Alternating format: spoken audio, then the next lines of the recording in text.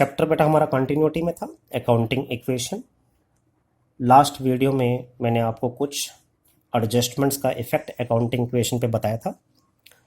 आज बेटा मैं आपको मोस्ट इम्पॉर्टेंट चीज़ एक और डिस्कस आपके साथ करने वाला हूँ। मोस्टली बच्चों को कन्फ्यूज़न रहती है, कुछ ट्रांजैक्शंस को रीड करने के बाद उन्हें ये क्लियर नहीं होता कि ये कैश ट्रांजैक्शंस हैं या फिर क्रेडिट ट्रांजैक्शंस हैं। तो बेटा यहाँ पर मैंने कुछ ट्रांजैक्शंस ली हैं जिसके बेस पे मैं आपको बता सकूँ कि ट्रांजैक्शन को कैसे जज करते हैं कि ये कैश ट्रांजैक्शन है या फिर क्रेडिट ट्रांजैक्शंस है। तो बेटा आइए वन बाय वन इसको हम डिस्कस करते हैं। जैसे कि मैंने फर्स्ट ट्रांजैक्शन ली, goods sold to Gopal for ₹10,000। तो बेटा जब भी आपको दे रखा हो कि आपने किसी पार्टी को गुड्स सोल्ड किया है, किसी पार्टी का नाम आपको दे रखा हो और ये ना बता रखा हो कि वो फॉर कैश है या फॉर क्रेडिट है, तो आप इसे क्रेडिट पर एज्यूम करेंगे। तो यहाँ पर goods sold to Gopal for ₹10,000 बेटा ये आपकी क्रेडिट सेल मानी जाएगी। ये बेटा आपकी क्रेडिट सेल है। क्लियर। सेकंड ट्रांजैक्शन बेटा आपको मैंने ली, यहाँ पर सेकंड ट्रांजैक्शन है यहाँ पर goods sold to Gopal for cash. बेटा जब क्लियर लिखा हुआ है कि आपने सोल्ड कैश में किया है, तब आपने पार्टी को नहीं देखना कि पार्टी का नाम गिवन है या नहीं गिवन।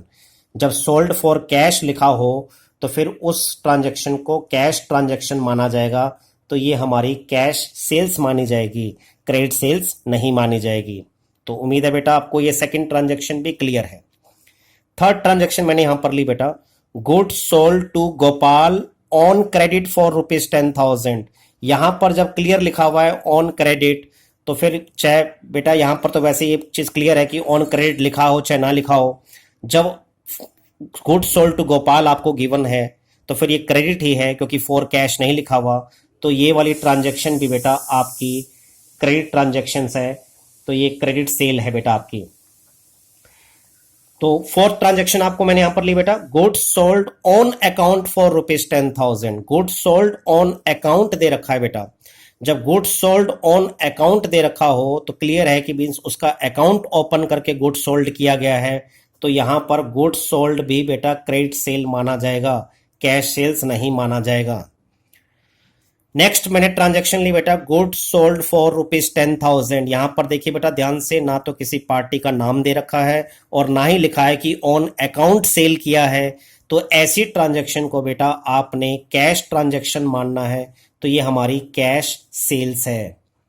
तो बेटा ये ट्रांजैक्शन जो मैंने आपको दी, उम्मीद है आपको ये पांचों ट्रांजैक्शन क्लियर हैं। इन ट्रांजैक्शन के जरिए आप इजीली बता सकते हैं कि कौन सी हमारी क्रेडिट ट्रांजैक्शन है और कौन सी हमारी कैश ट्रांजैक्शन है।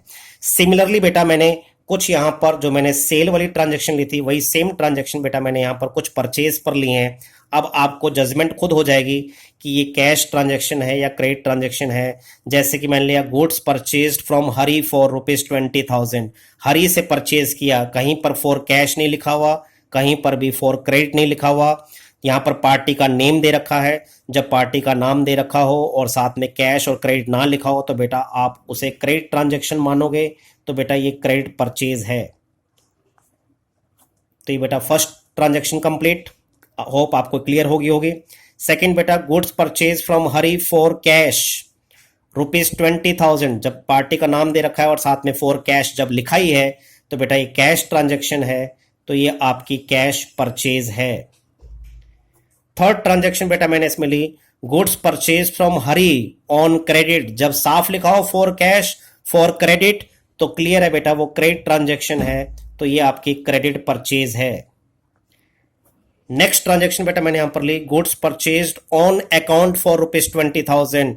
ऑन अकाउंट वर्ड यूज हो रखा है, मींस उस पार्टी का अकाउंट ओपन करके हमने परचेज किया है।